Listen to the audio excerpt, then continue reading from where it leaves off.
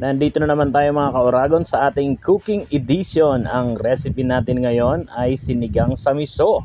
At eto na, iginisa ko na yung ating mga ricado. Inuno natin kanina, inilagay yung ating luya, sinunod yung sibuyas at bawang at may kamatis. Ngayon, inilagay na natin yung ating miso.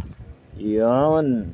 Pero ang style ko kasi mga ka-Oragon, ginisa ko rin ng konti yung isda, yung salmon belly. At eto, meron tayong mustasa at nandyan na yung natin, salmon belly. Ito na, inilagay ko na yung ating mustasa and then haluin natin. Maglalagay na tayo ng sabaw. Hinango ko muna uli yung ating isda kasi madudurog yun. So ito na, may nakapakulo na tayong sabaw at ito na, ibinalik na natin yung ating isda. So ayan na, napakagandang tingnan. Sigurado ay mabubusog ka sa tingin pa lang.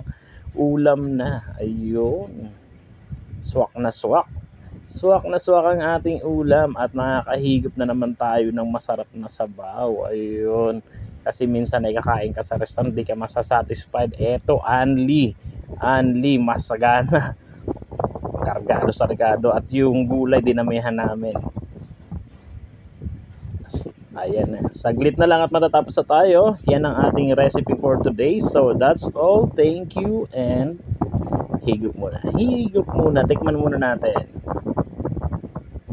Sarap. So thank you and paalam.